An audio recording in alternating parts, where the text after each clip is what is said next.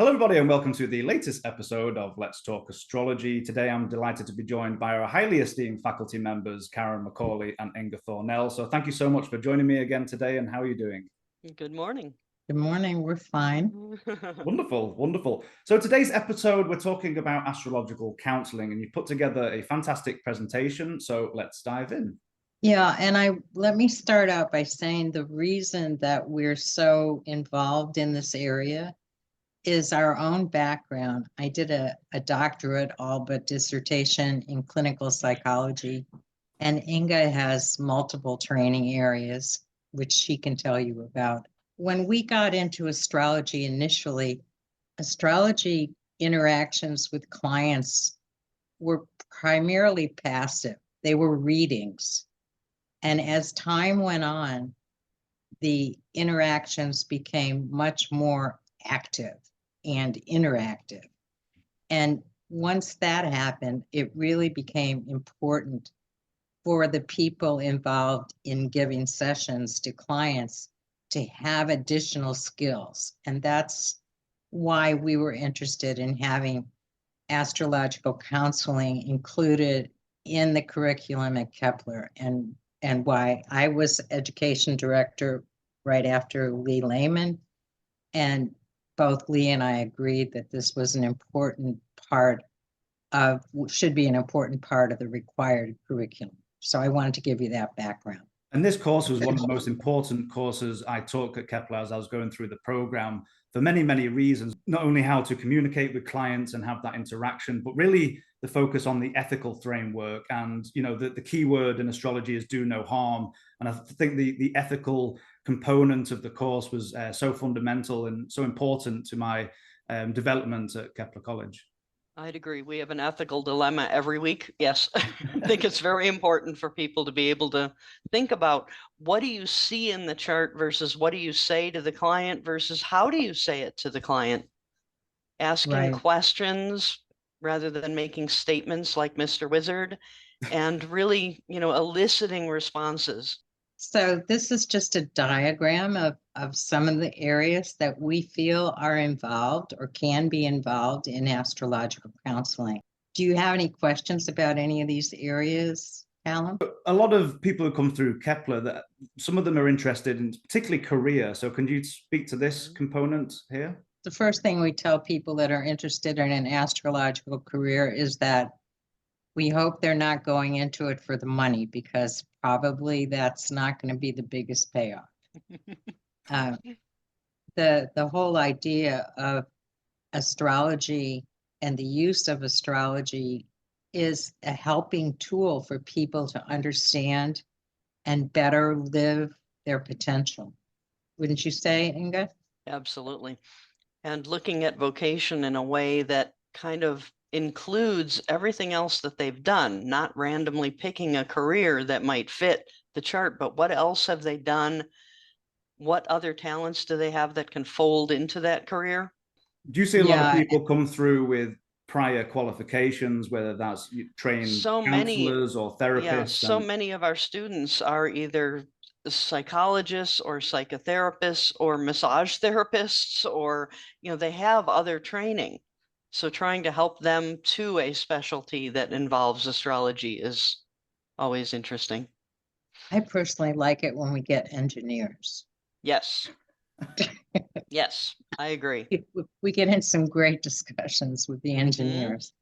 Anyway, these are just the different areas that can be involved and can be enriched through astrological counseling. If you look at the birth chart as a lifetime prescription, it gives you the ideas of potential.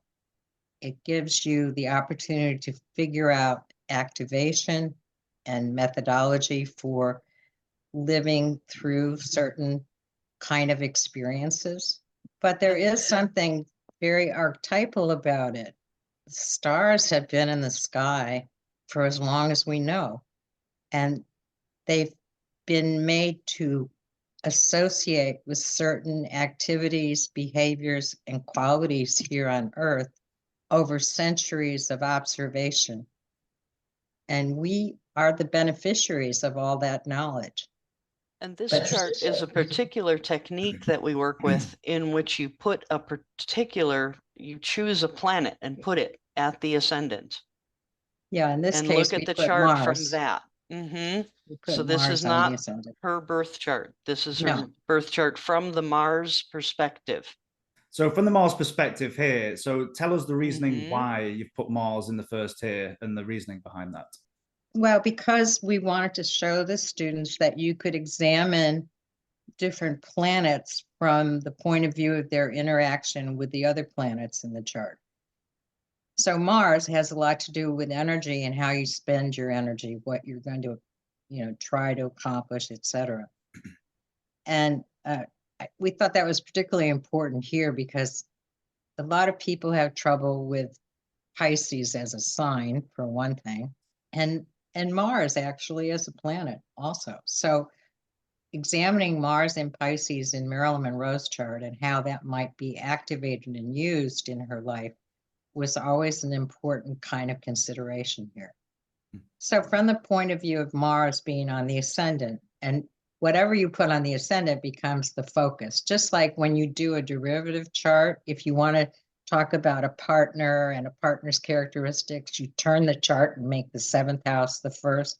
This is quite the same interesting idea. with Marilyn Monroe. If you try and find parents, I think particularly the father, and I believe in early life he was absent, and I think she spent a lot of times in orphanages and things like that. So moving the chart around for particular relationships really is really quite interesting.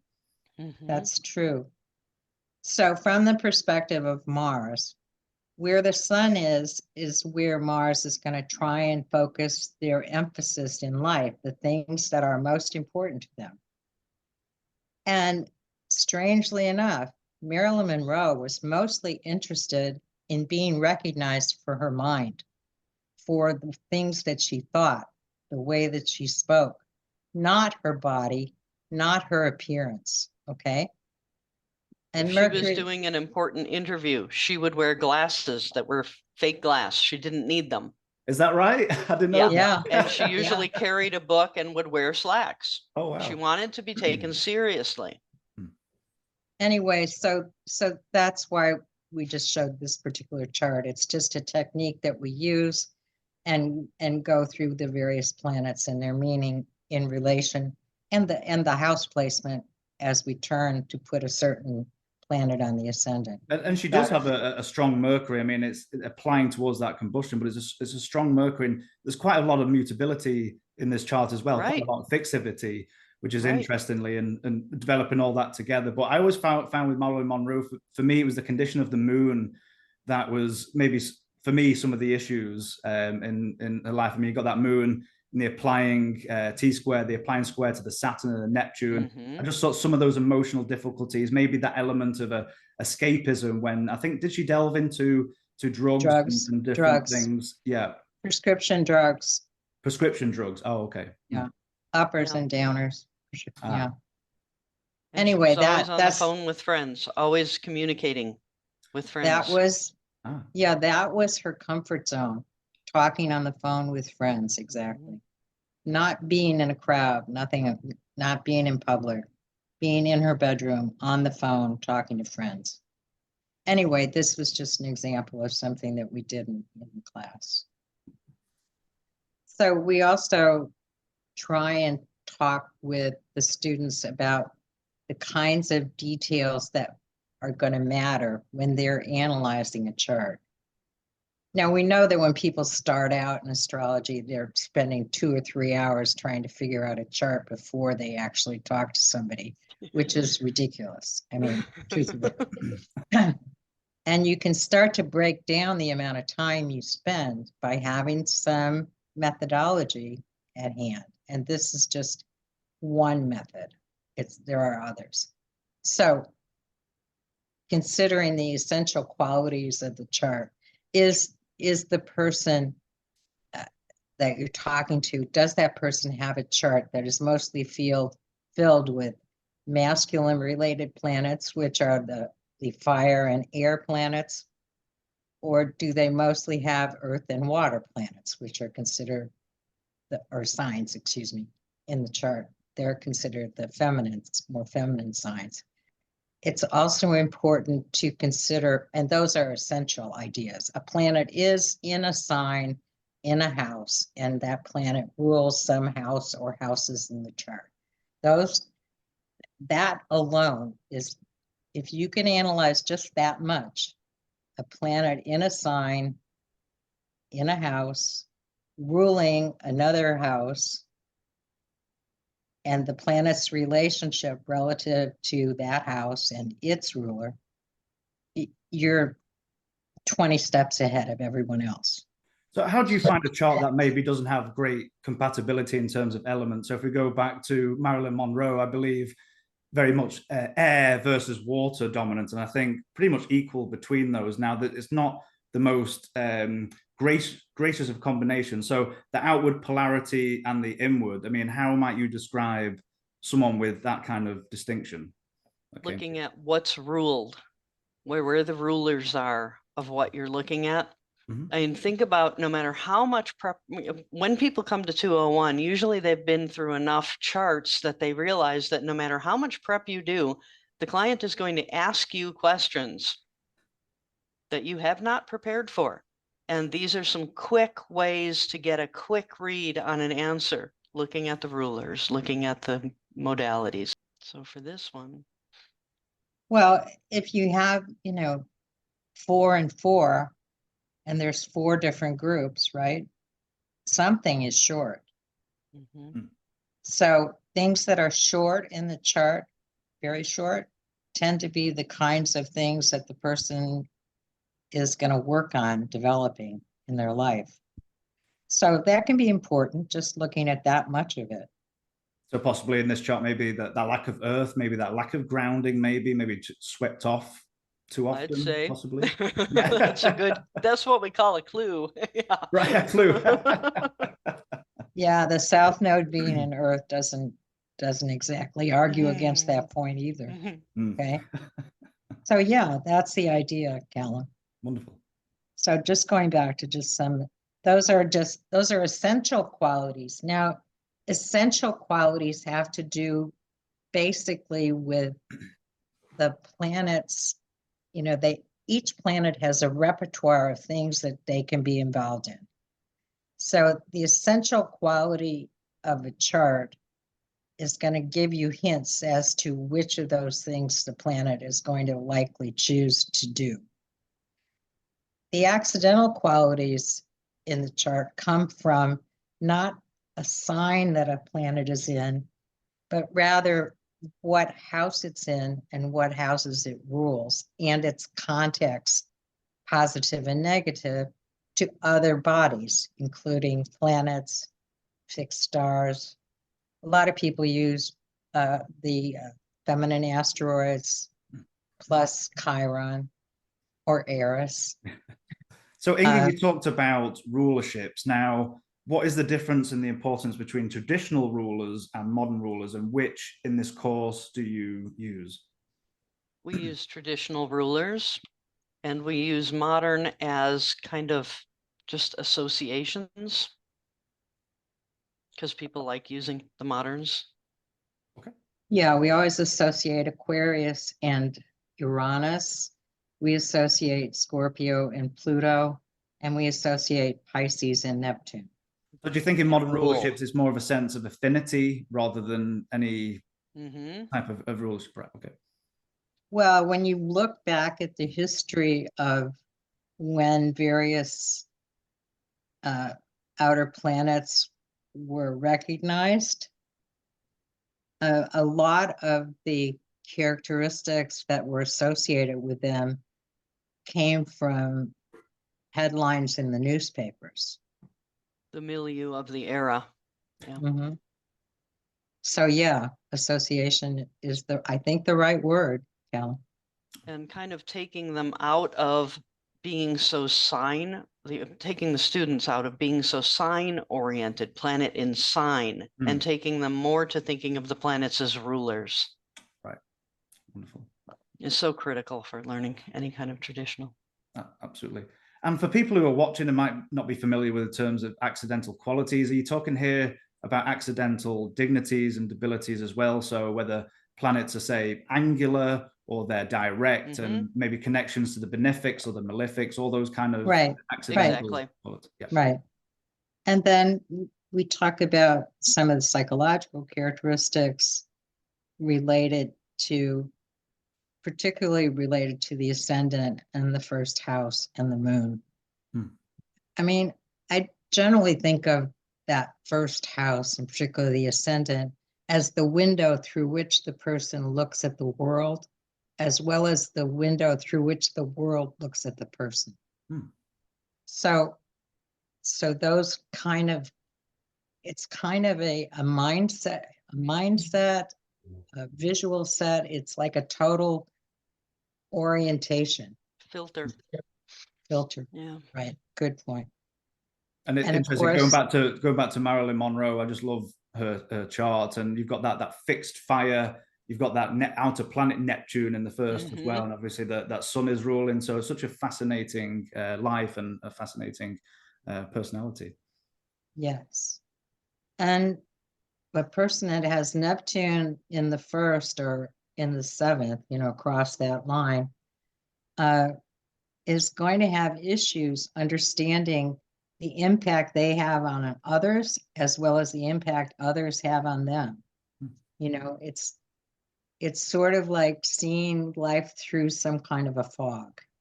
Also, we think another important point relative to personality traits comes from the moon. The moon is the closest body to the earth. And how could we possibly think that something that so deeply affects the oceans of the world, which are a lot bigger than we are, doesn't affect us? Right. So we do think the moon's condition, through its placement and relation to the other planets and points in the chart, is very important.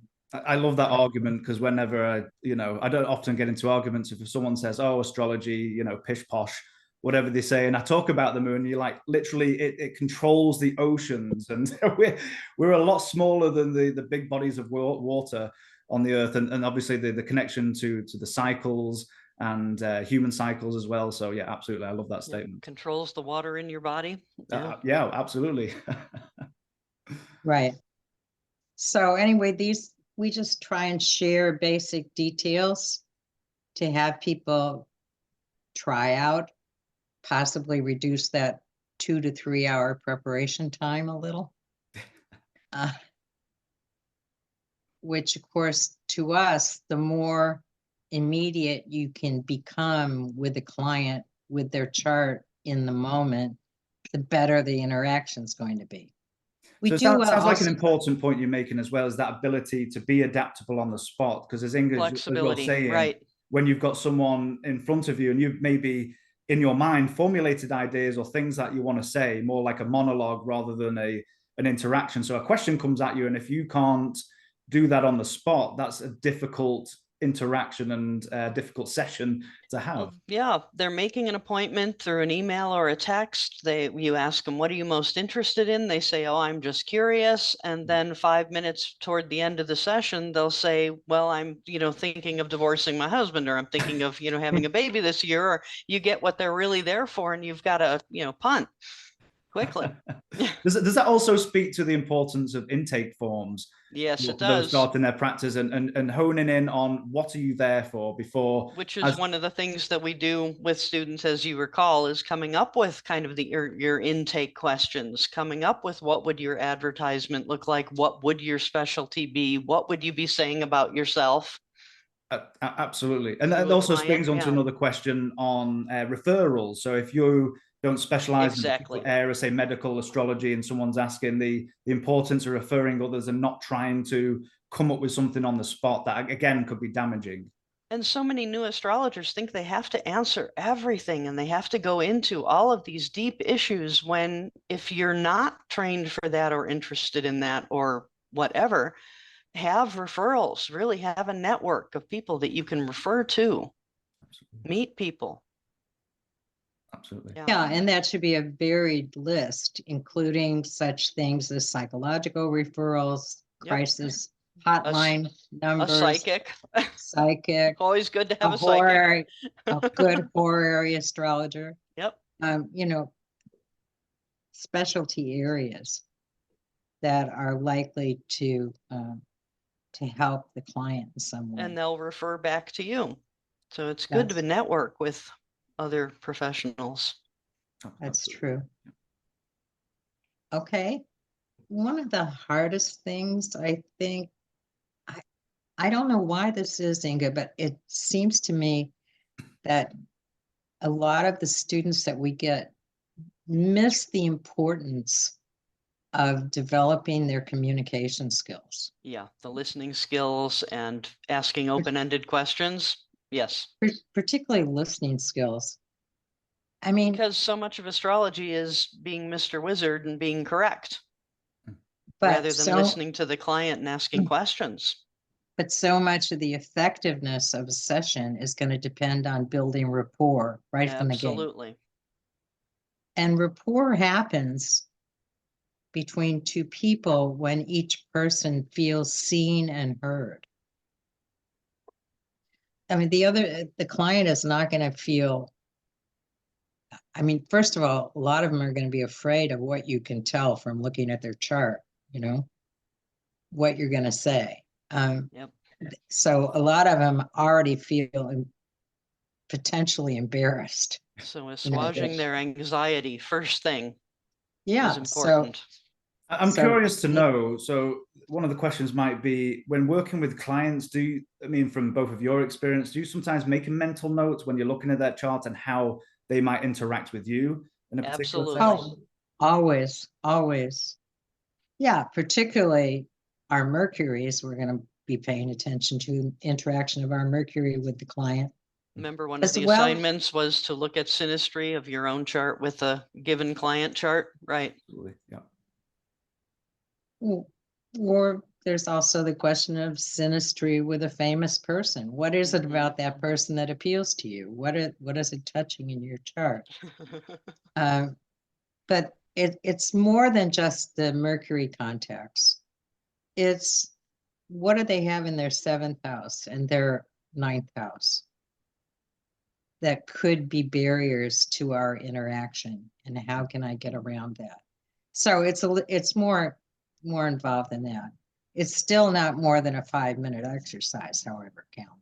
It's not an hour. It's not 2 hours. Anyway, this is a great quote from Wonder Bright, who was a student. Wasn't she at Kepler with you, Inga? Yes, she was. Yes. I think it really talks about being able to listen on a lot of different levels because you can feel the person's discomfort, or you can see it visually in the way they hold their body or the way their face looks, etc. But I just wanted to include this because this is such an important issue. Those listening skills, especially listening skills, being able to take in what the person is telling you through their words, through their looks, through their body, is so terribly important. And also being able to acknowledge some of the things that you're picking up. Do you think for some people who maybe have that natural gift of, I think, what's the terminology nowadays, an empath, where they have that natural ability, is it usually easier for them to go through the material in the course because they have that natural ability? Is it something that can be learned? I think it's a learned skill. Okay. Yeah. People who consider themselves empaths learned that in their families. Right. That's it. So maybe a lot of the environment was an important development. Yeah, and depending on the kind of empath you are, the whole environment impinges on you, or just an object that you can focus on. So you have to learn focusing techniques if you're an empath to really apply it with a client. it's the difference between walking in a room and feeling overwhelmed, something must have happened here, and then finding out from the owner of the house that, oh yeah, there was a guy killed in that room, 50 years ago or whatever. So asking the questions. Yeah. In terms of questions, this is another area where I think it's good to keep it to a minimum. Have 2 or 3 questions that you really want to know the answers to that are going to help you with the reading. If you're giving them a questionnaire that has 15, 20 points on it, they're going to say, well, what am I coming to an astrologer for? I'm telling them all about my life. They're supposed to tell me, but which doesn't mean not to ask the questions, but it means to ask them thoughtfully and keep them to a minimum. And you don't have to do it before the session. You can do it at the beginning of the session if you want. I like to look at the chart and the consultation chart to get my questions. Oh yeah, that's another important thing that we do cover with our more advanced students, the use of a consultation chart, which is the chart of the time that you're going to have the session with the client, because it really describes what they're coming in with in terms of what the dynamic's going to be. Yeah.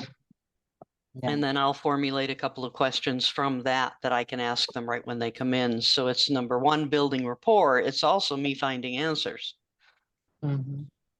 How important is it as well to establish your boundaries? Maybe you're working with a client and they want to speak to you every week or every few days, and that's you had really experiences important. of that. Yes. And, yeah. And how have you dealt with those particular?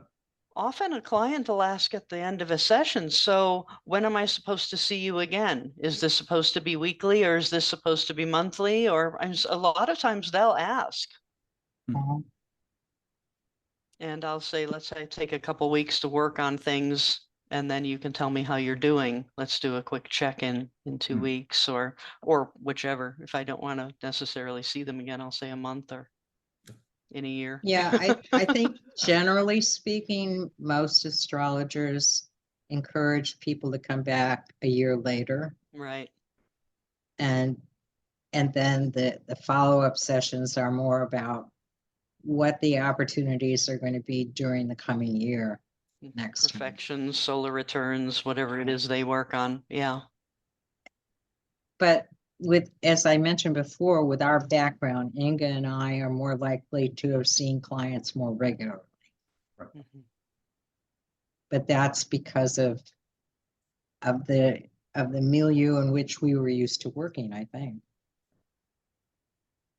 And certainly there's nothing that makes the client come back more often.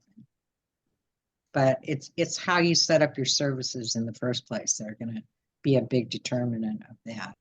So make sure your intake forms are correct, you set your boundaries, and you make it known to the client, where those boundaries are, how often you're seeing them, and all those pieces you put together to establish your practice. And what your confidentiality policy is, and what your payment policy is. And yeah, I also have on there, why are you seeing me rather than some other helper? Because that's something I want to know. Why are they coming to an astrologer? Were they referred by another client? Are they out of ideas from all the psychics they've seen and now they want to try something different? I like to know that. Yeah, and the whole dynamic scene of astrological consultations has changed so much in the last 15 years, with much more of it being online through Zoom and other kinds of platforms of meeting with people online. Whereas when we started out, it was all in-person stuff, occasionally on the phone. But it's a totally different kind of setup now. So how is that now in this modern society affected the dynamic in sessions between, like what we're doing here, Zooming, and actually being face to face with people? I'm actually really surprised at the fact that it doesn't really change it at all. I can still watch I'll have the chart on the screen. I'll Mhm. have them in a small box, and I'm still watching their body language the same way. I'm still watching their expressions the same way. Mhm. And it really hasn't changed it as much as I thought it would. Oh, wow. Well, Inga, tell me what my knees are doing right now. Yeah, that's true. That's true. Yeah. So there's a limitation in terms of the screen. I mean, they can do this at any time. Yep. Well, I think the advantage as well that as well now it removes boundaries. Travel back now anyone can access an astrologer all around the world and all at Right. different times. You're not just related to your local environment. So it must have been quite difficult, maybe back at from the 70s and 80s, all those different decades where are you having to go to larger cities or more, I don't know, in quotes, more progressive areas where you aren't seen as wanting to be thrown in jail, or who was the famous case in New York? What was her name? Evangeline Adams. That's the one. Yeah, right. Yeah. Yeah, you did have to, I mean, you certainly still do, in fact, have to pay attention to what your local laws are. Some states still have laws where this is fortune telling or vagrancy. And There's some still some states states still with have those laws laws on the where you're, books. oh yeah. And really? some states still have laws where you can't be one-on-one in a room with another person unless you're a medical doctor. Ah. Oh, I Florida hadn't had heard that of for a that while. law. Yeah. Oh, Yeah. that's wild. There I were need a to lot brush of up on the cases. American state laws. Yeah, there are some strange ones that people can use if they want. You mean as a professional practitioner, Right, other than a doctor? right. Okay. And I was in going to say that Washington, if would you're screw up doing, relationships forever, right? yeah, in Washington, if you're doing any kind of counseling, consulting, whether it's astrology, whether it's anything, you are supposed to have a counseling registration with the state so that Ah. people have a mechanism to, make Check on complaints or check your background. Yeah. Yeah. So different states have different rules. And we do talk about that a little bit in class. Yeah. And in many of our classes, we've given students the opportunity to do kind of a psychic fair. I think probably there were more of those years ago than there are now because there were more bookstores years ago Right. that had them, or tea shops. Yeah. or tea shops or occult stores, etc. Yeah. Anyway, Where somebody comes up, gives you their data, boom, you're doing a reading for 10 minutes. Yeah.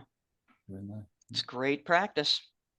Especially Inga saying before, those questions, spare of the moment, on the spot questions, and having those, and especially maybe in a more maybe less personal environment in one's home versus being in maybe a busy bookstore with a lot of energy, a lot of people stuff going on around. Yeah. What house you have to know really, really quickly. What house do you look at for that? What's the ruler? What else is it ruling? What condition is it in? Quick. Good practice. And if you think about it, what are the main questions you get as an astrologer? Well, primarily questions about relationships or money. Right. The two main ones are the relationship. So having ways to answer those questions better is important. Absolutely. So these are the learning outcomes that we talked about and set up for the class. I think they're pretty self-explanatory. The differentiation one, showing the differences between astrological counseling and other healing and helping modalities, always is an interesting discussion that we have with some of our students, but not necessarily all of them. And I think that many people are astounded to find out that there is no emphasis in astrological counseling on client outcomes. The responsibility of the astrologer is to purvey the information that they have that could possibly help the client in various areas.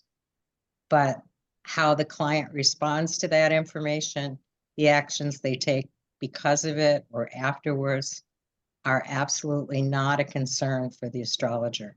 And that's a really hard one for a lot of people to accept, because they not only want to be listened to, but they want to show that what they said made a big difference and blah, blah, blah. Yeah. So one of the first things we tell people is do not answer should questions. Because if you answer a question that a client gives you that begins with should I go to school or should I work right now? And you answer that question, you then are taking responsibility for the outcome. So I just wanted to make that particular point. That makes it quite different from some of the other modalities of healing.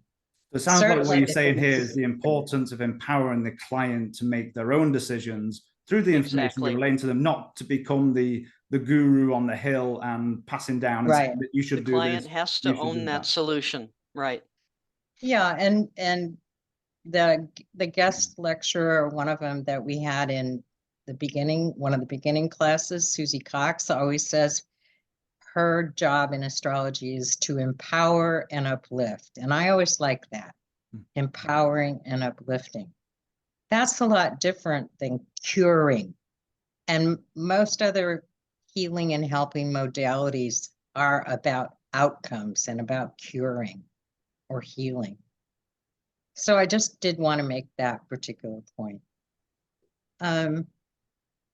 I think most of the other learning outcomes here are pretty obvious. And as Inga said, ethical dilemmas, we do emphasize those. There is an ethical question that's week. part of each week's assignment.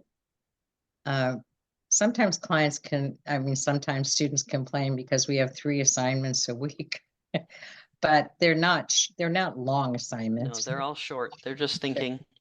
Yeah. Oh, that's the other thing that we really try to encourage in the counseling class, and that's critical thinking skills and working on those. And you So- mentioned there talking about not saying the should questions. How about people who make deterministic statements in that realm as well? What's the importance of steering away from determinism? What do you mean? Give me an example. Again, yeah, okay. So a deterministic statement that, you know, we have many horror stories where students come through and they've been to, say, an astrologer, and they've turned around and maybe asked a question on, you know, will I get pregnant one day? Will I have children? And the damaging statement is, you will never have children, which is a very deterministic and damaging statement. So have you heard horror stories like that through your experience in the field? And how important is it to stay away from that deterministic language? Well, actually, I've had a lot of those. That's part of Yeah. how I went into studying astrology in the first place. Is every astrologer I went to got all hung up on my Mars square Venus parallel Pluto in detriment being, you know, the tightest aspect in my chart, and never got off of it. So what kind of Well, I statements know did there's they- a lot. Clearly you've had abuse, you've had abusive relationships, and all of your relationships will be abusive. Oh, wow. I've never had an abusive relationship. and I had a similar experience, not myself personally in a reading, but with a bunch of students that I had and clients that I had in Los Angeles a long time ago. There was one actually a male astrologer in town that when he did a female's chart and there was any contact, and I mean any contact between Venus and Pluto in the chart, he would tell them that they had been sexually abused. And they just Whether didn't they remember remembered it, it, that sort of thing. Yeah. whether they remembered it or not. So look, in terms of astrology and dealing with the issues that separate determinism from free will, that's always going to be an issue in astrology. And we actually do provide, I think, a long lecture on that topic, differentiating. But it's impossible to totally eliminate the idea that there is some level of fixity in the chart, because the chart is sort of like, well, you're born with a certain set of DNA, basically. You have certain genes physically. They don't generally change a whole lot during your life. And they do have a lot to do with your potential, your physical potentials. It's similar to what we have in a natal chart. It's an imprint that shows many, many potentials that can be activated at different times during a person's life. Now, in terms of prediction is given a lot of homes in astrology, all the way from predicting weather formations to horary astrology. But the primary function in counseling is not prediction. It's what we said before, empowering a person and uplifting them, getting them to feel more comfortable in their own skin and with the various kinds of experiences that they have. Okay, so these are basically the outcomes. We do have required texts in the class. These are the 3 and how a person can get them. And I will say Donna Cummingham's book was so brilliant going through. And I was actually just preparing for this interview. I was actually just listening to a podcast she did, I think 10 years, because I think sadly now she's no longer with us, but right. so eloquent, and the way she puts things together. And the book I highly recommend, and the rest of them too, but particularly the counseling. Good. I was going to ask you which one was the most influential for you. So yes, Cunningham. Good. It's too bad that you didn't get to go to the standing college, Alan, because Donna was a very good friend of mine, and I used to bring her up there to do sessions. Oh, wow. Yeah. So anyway, but these are the 3 books. Different students take to different ones. Mm-hmm. But they're all very helpful, and they all have different points of view, but great information. So this kind of relates to that question you had before about fate and free will. Anyway, well, thank you both, Karen and Inga, for your wisdom and your insights. And it's always a pleasure to have you on these episodes. So thank you all so much. Thank you all for watching. And just to reiterate, we'll put the links below this video in the description for the course information and where you can sign up and all those bits and pieces. So thank you both so much, and have a wonderful rest of your day. Wonderful. Thanks, to Callum. see you again, Callum. Thank Bye-bye. you. Bye-bye, everyone. Bye-bye, Inga. Bye-bye, Karen.